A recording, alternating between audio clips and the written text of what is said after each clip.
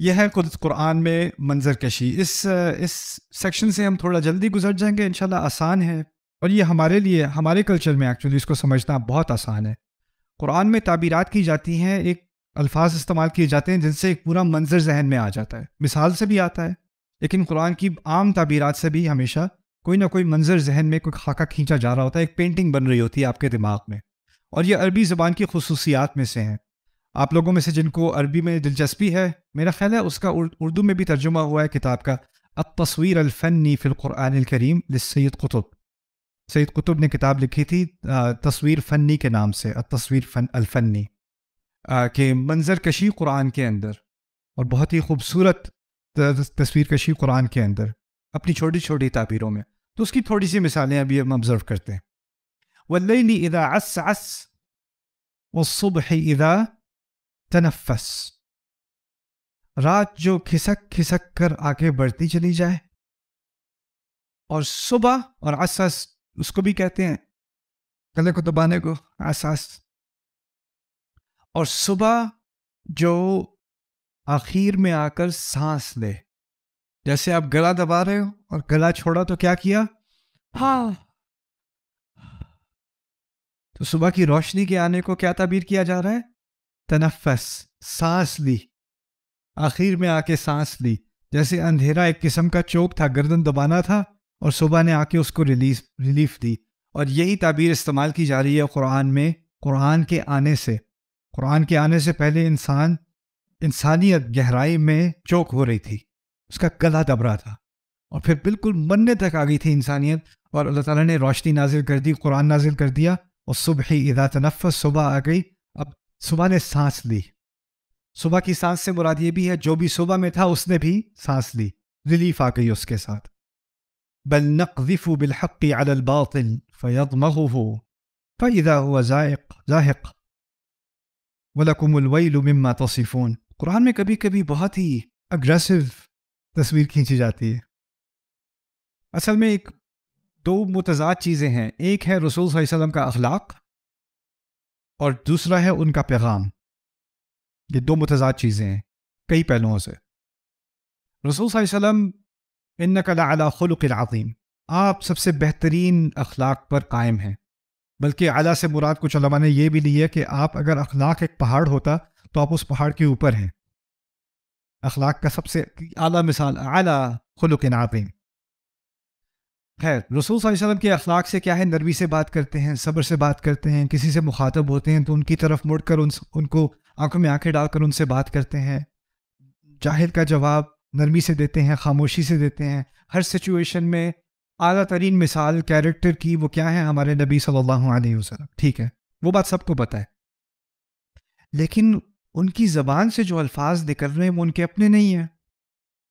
الفاظ تو اللہ تعالیٰ کے ہیں, اور اللہ تعالیٰ انسان کے کیریکٹر میں ہوتا ہے نرمی, ہیوملٹی, تواضع, نرمی سے بات کرے, محبت سے بات کرے, شفقت سے بات کرے.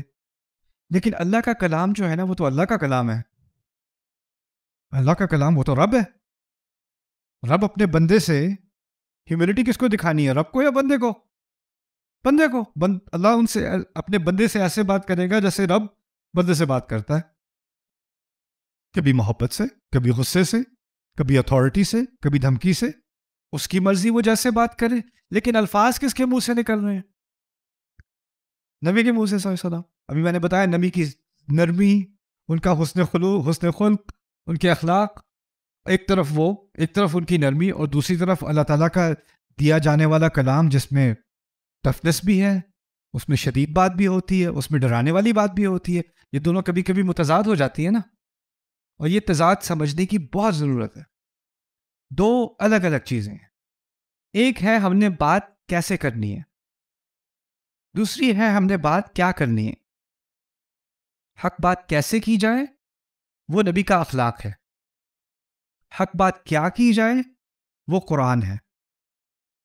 آپ کے اخلاق سے کبھی کسی کو تکلیف نہ ہو, آپ کے اخلاق سے, آپ کے اسلوب سے, آپ کی آواز کے اونچے نیچے ہونے سے, آپ کی نظروں سے, آپ کے فیشل ایکسپریشن سے, کیسی شکل بنا کے بات کی ہے, کیسے انوئے ہو کے بات کی ہے, کیسے تنزیہ بات کی ہے, یہ اخلاق کے خلاف ہے. یہ ہے بات کیسے کرنی ہے. لیکن جو بات کرنی ہے وہ بات ایسی ہے کہ جس کو باطل پسند ہے نا، اس کو آپ کی بات سن کے بہت تکلیف ہوگی، آپ جتنے بھی نائس ہو جاؤ۔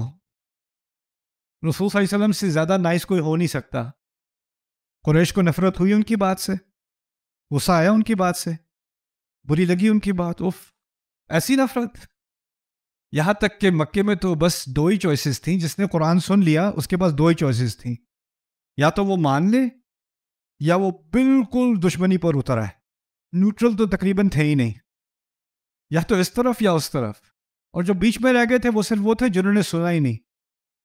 مگر یہی دو ایکسٹریمز آ گئے تھے۔ اب تو یا تو اس کو بالکل اس کی محبت میں آ جاؤ، اپنے آپ کو دے دو، یا اس کی نفرت میں اپنے آپ کو دے دو۔ لیکن رسول کا کردار صلی اللہ علیہ وسلم جیسا سب کے ساتھ تھا ویسا ہی ان کے ساتھ تھا، ایک ہی کردار۔ تو اس سے ہم نے کیا سیکھا کہ ہمیں اپنی بات جو واضح کرنی ہے وہ تو واضح کرنی ہے، لیکن کس اخلاق سے واضح کرنی ہے، اپنے اخلاق کو برقرار رکھنا ہے۔ ہم کیا کرتے ہیں، حق بات ہمارے پاس ہو تو ہماری آواز بھی اونچی ہونی چاہیے۔ اللہ تعالیٰ نے کہا ایزی۔ میں حیران ہو جاتا ہوں کبھی کبھی، میرے کچھ دوست ہیں جو خطیب وغیرہ ہیں کڑک والے، خطبے سے پہلے آ کے ملیں گے، السلام علیکم ورحمۃ اللہ، کیا حال چال ہے آپ کے، فیملی ٹھیک ہے، سب خیریت سے، اچھا ماشاء اللہ، چلیں ابھی خطبے کا ٹائم ہو گیا پھر بات کرتے ہیں۔ اذان ہوئی، کھڑے ہوئے، ان الحمد للہ نحمدہ ونستعینہ، کیا ہو گیا ہے خطبے کے؟ پتہ نہیں کیا ہو جاتا ہے اس انسان کو، اور خطبے کے بعد دوبارہ ہاں جی آپ خرید ہیں، سب ٹھیک ہے، سب ٹھیک ہے۔ کیا ضرورت تھی اس گرج برس کی؟ I don't understand۔ رسول صلی اللہ علیہ وسلم جیسے تھے ویسے تھے، ہر ایک کے ساتھ ان کا حسن سلوک تھا۔ وہ ہمارے اسلوب میں تبدیلی نہیں آنی چاہیے، بات حق جو ہے وہ ہے۔ بات سے آپ کی لوگ افینڈ ہوں گے، اس میں کوئی شک ہی نہیں، بلکہ اگر آپ کی بات سے کوئی افینڈ ہو ہی نہیں رہا، کسی کو آپ کی بات بری لگ ہی نہیں رہی، تو شاید آپ کی بات میں کوئی غلطی ہے، کیونکہ جب حق بات ہوتی ہے تو پھر صبر کا امتحان ہوتا ہے۔ اب یہ تصویر سمجھتے ہیں،